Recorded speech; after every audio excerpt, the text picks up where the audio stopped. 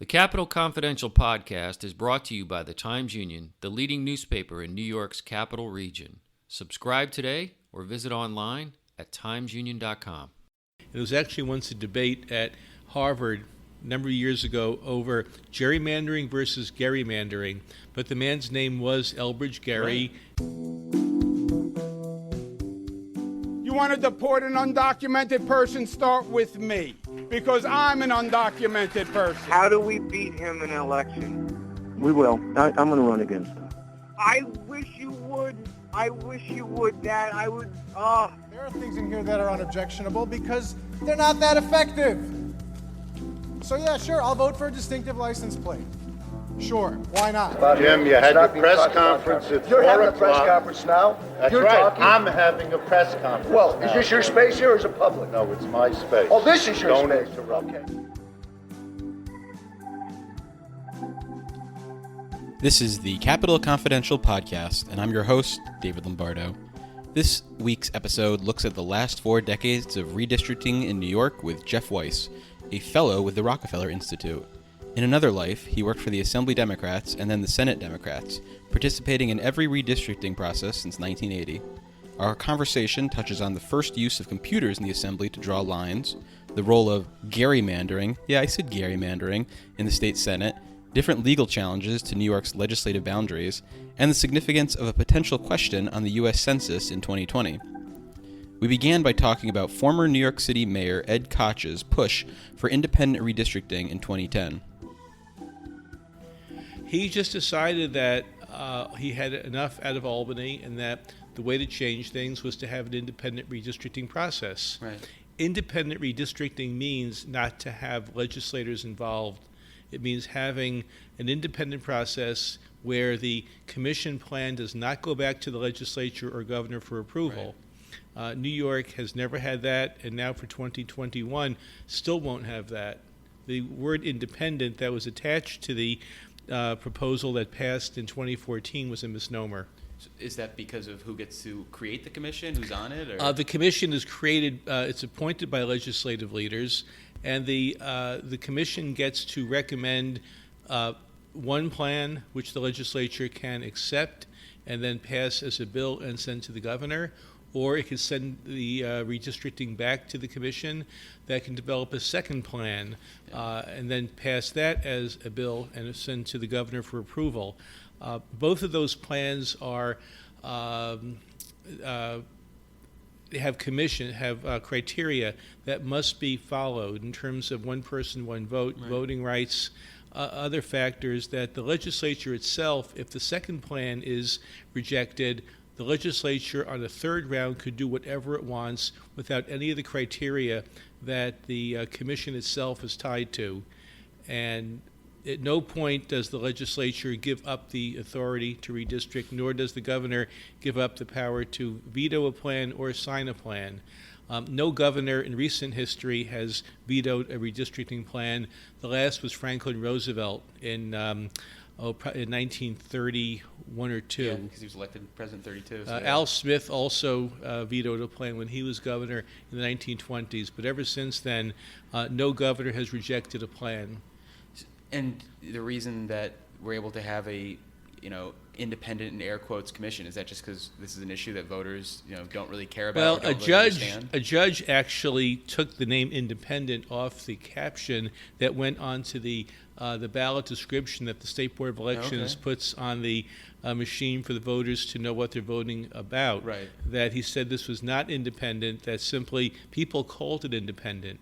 But when we're talking about independent, we mean what that word says, independent of any other power. California, Arizona, New Jersey have independent commissions. Those commissions adopt plans and they become law. They don't go back to the legislatures. So there's a big difference there. And New York does not have what even a state judge would call independent redistricting.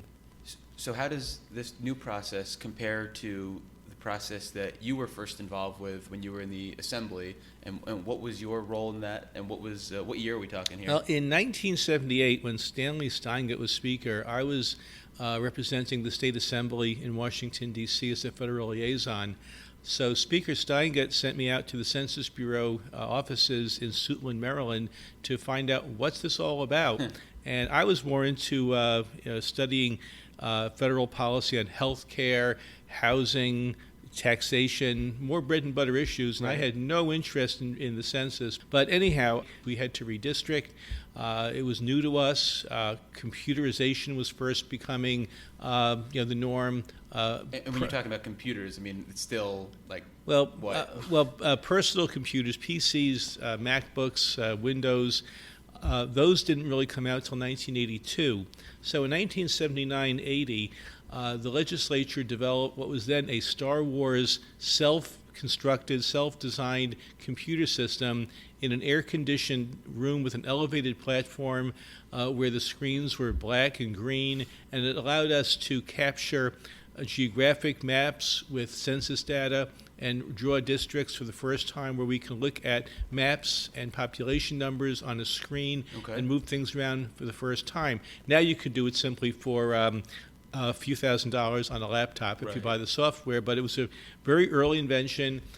Being that we were the Democrats in the majority in the Assembly, we thought that we could do no wrong.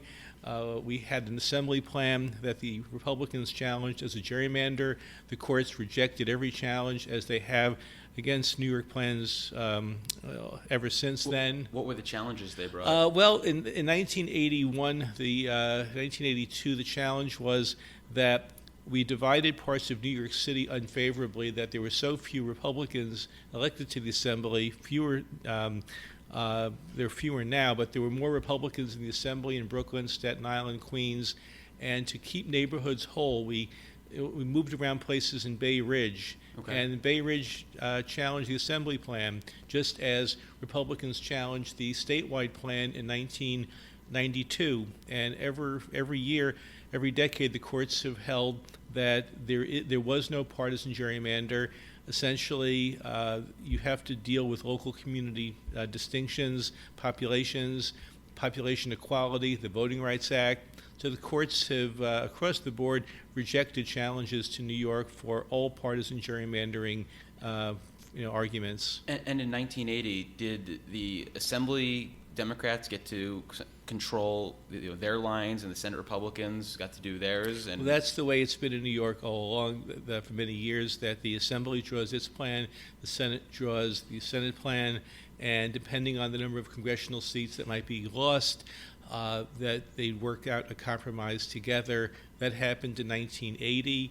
In 1990, the Senate and Assembly failed to agree on a congressional plan. There were competing court challenges in both federal and state court. And interestingly, two buildings next door to each other in Brooklyn, the federal courthouse and the state courthouse, each had a redistricting challenge over Congress. The federal court drew a plan. Nobody liked it in either party. The state court drew a plan. Everybody liked it.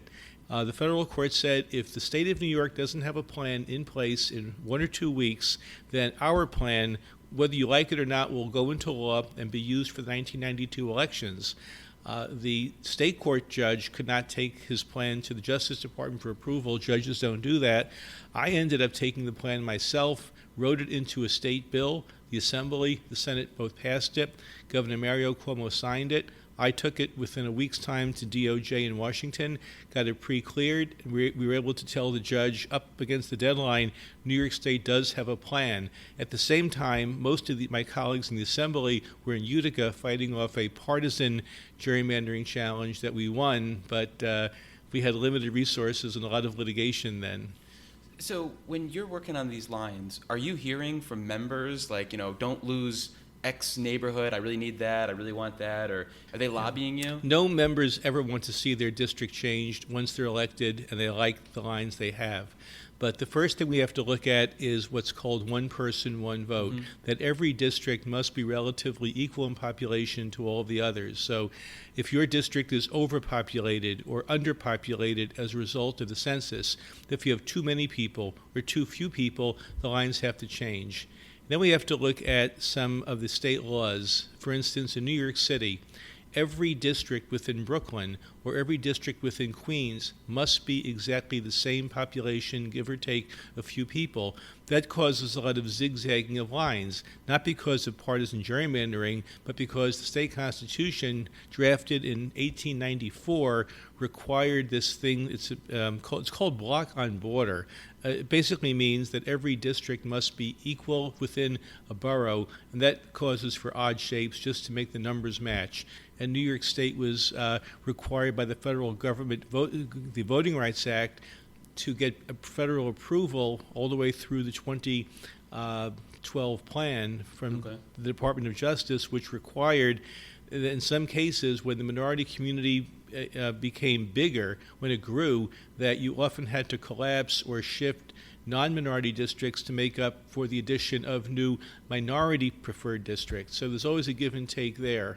So you mentioned the shapes of districts. I think there's a popular opinion that if you look at a district and it doesn't look like a square, people assume it's been partisan gerrymandering. But it sounds like there's other factors that will result in districts, looking at like odd shapes. So, you can't really assign an eye test then it was to determine if a district's been like partisan gerrymander. Well, that's true. One of the first requirements in the state constitution is that there's a limit on how often you can split a county or a township.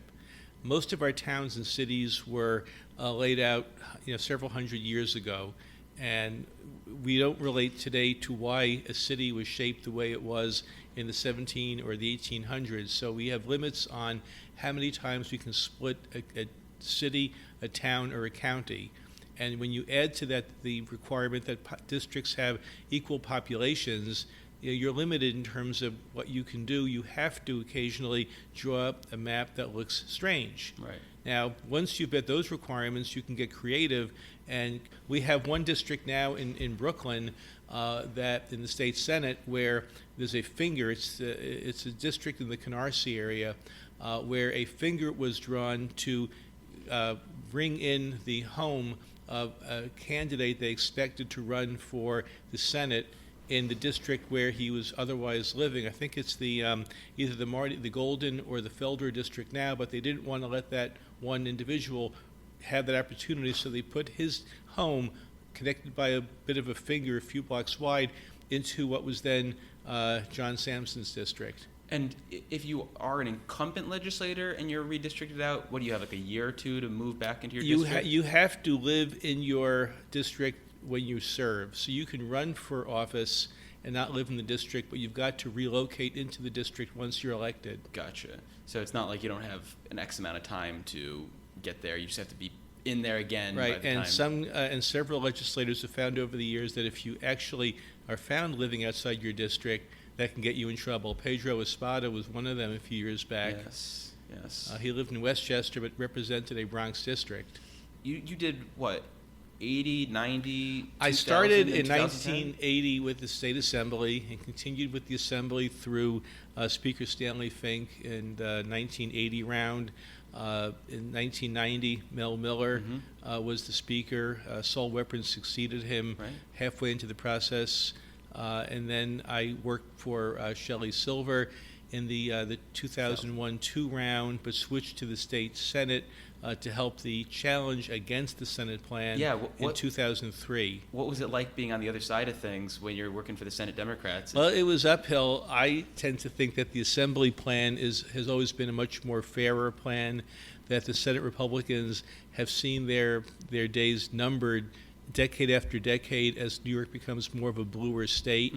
That we saw in 2010 after the Senate Democrats successfully passed a bill to prevent prison gerrymandering, where prisoners were counted in upstate areas where they didn't really live, but filled in the numbers to puff out districts, that we reassigned or reallocated over 20,000 prisoners to their homes of record elsewhere, mostly in New York City, Buffalo, Rochester, Syracuse, Yonkers. And that's because upstate is more represented by Republican senators. And most of our major prisons are in rural areas. Yeah. So once the Senate Republicans realized that this bill became law, They challenged it in court and lost. They had to implement it. They then did basically a switcheroo and increased the size of the Senate by one district to compensate. Right. A district that many looked at being the Hudson Valley district drawn in 2011. The George Amador Right. seat, which went to Cecilia Gacic. Right. So, the Republicans in the Senate have been very creative in the way they've drawn lines to their advantage. Today we actually have a Democratic majority drawn on Republican lines.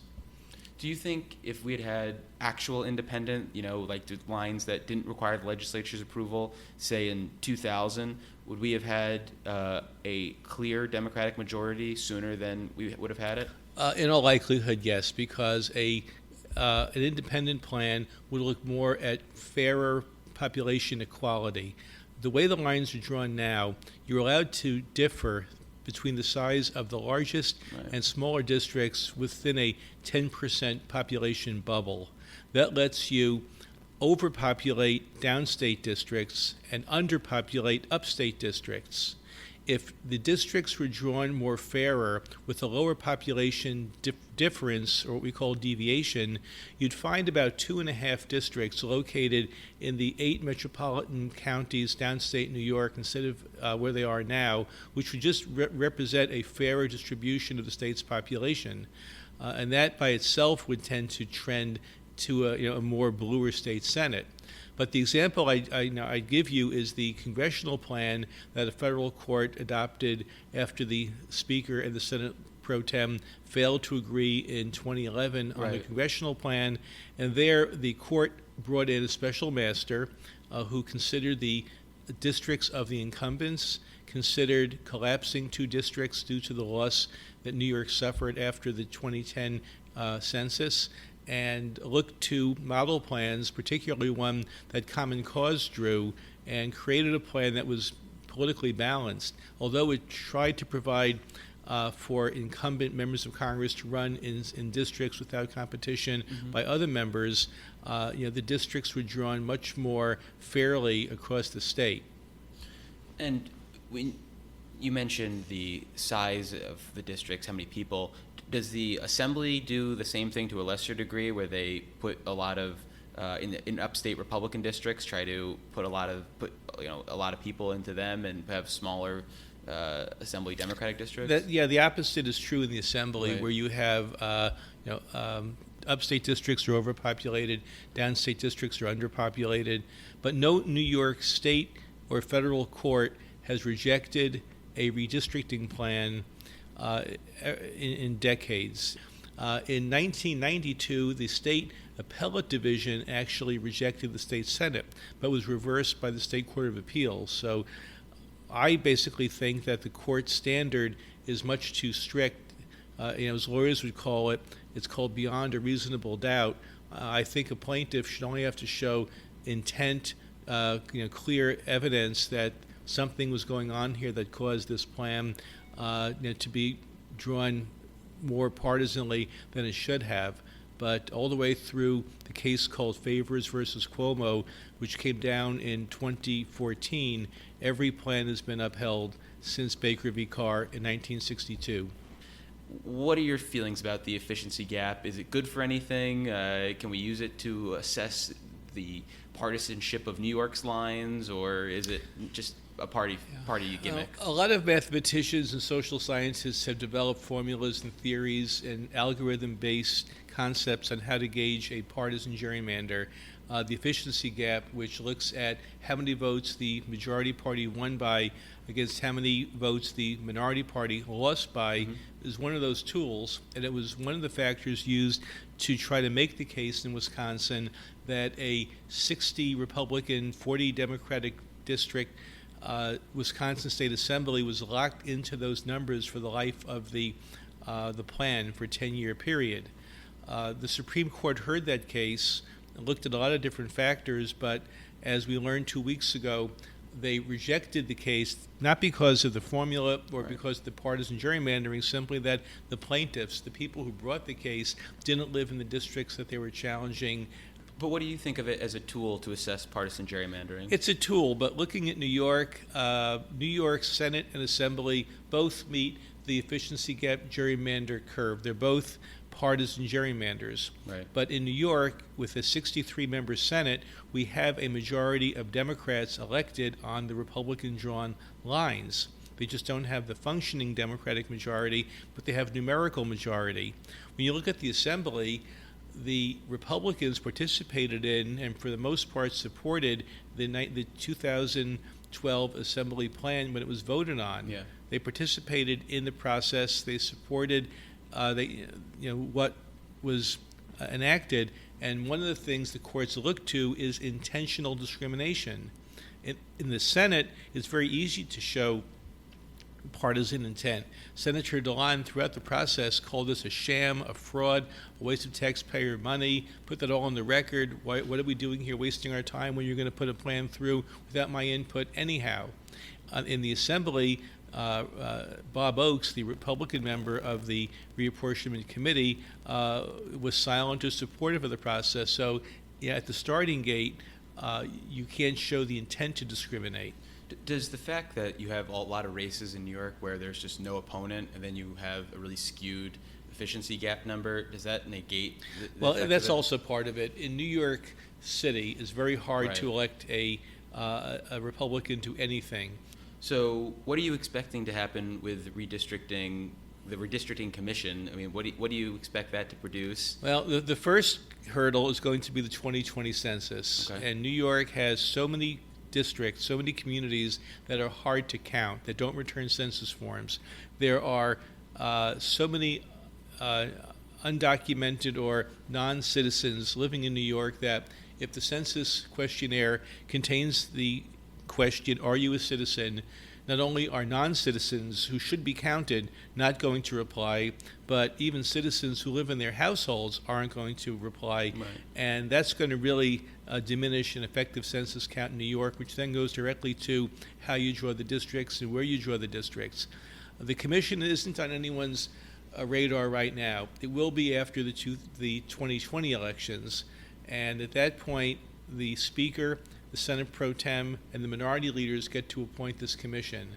It's a unique commission because it was drafted in such a way by the Senate Republicans, then in the majority, to ensure that the minority party have veto power over the plan, that depending on whether the Assembly and Senate are controlled by one party or by two parties, different formulas kick in as to how the commission will approve a plan. So there are a lot of mechanics in that have to play out, and that were drawn to protect the minority parties. So in essence, the minority party will have a larger voice, even if it's not the majority controlling the chamber. Of Right. course, after the legislature, and if the legislature rejects two plans, then the legislature could do whatever it wants without the same requirement, simple majority vote. And although most governors have threatened to veto plans, none have since Franklin Roosevelt. So there's a long road ahead. We have the question of whether the prison reallocation, the anti-prison gerrymandering law, will be part of that process because it was kept out of the constitutional amendment. It was simply passed as a chapter law in 2010. And my guess is that if you're from parts of New York with prison populations, you're going to want to count those people in your Right. district. This will all end up before the courts, whether it's state or federal court. New York is a heavily litigated state. Interestingly, there are 9 states still in court in 2018 across the country. New York isn't one of them, but we'll be back on the in the card shuffle of states in court after 2020. So last question for you, Jeff. Elbridge Gerry, is the namesake for gerrymandering, but it was Elbridge Gerry, yet somehow it became gerrymandering. It actually should be gerrymandering. So would you join me? I mean, in the future push where we say gerrymandering from now on. I mean, I think if you and I lead the charge on this, I think it'll just really catch on like wildfire. Well, I'll make the commitment today that if I call it gerrymandering, there was actually once a debate at Harvard a number of years ago over gerrymandering versus gerrymandering, but the man's name was Elbridge Gerry, Right. and it's just being consistent to call it gerrymandering, so let's try it. Okay, I'm in. All right, so thank you for talking gerrymandering with me today, and I look forward to following this along with you and checking back in sometime before 2022. My pleasure. And that's our show. My thanks to Jeff Wice for sharing his time and expertise. If you enjoyed the show, please subscribe wherever you get podcasts, including Stitcher, Google Play, TuneIn, and Woof. If you're listening on a Steve Jobs device, then leave us a glowing review on iTunes. It helps future fans discover the show and gives me the self-confidence to get up in the morning. Until next time, podcast adjourned.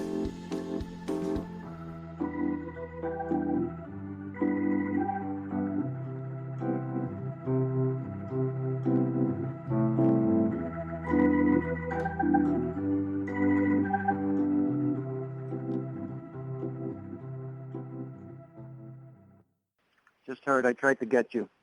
Ah! This day sucks!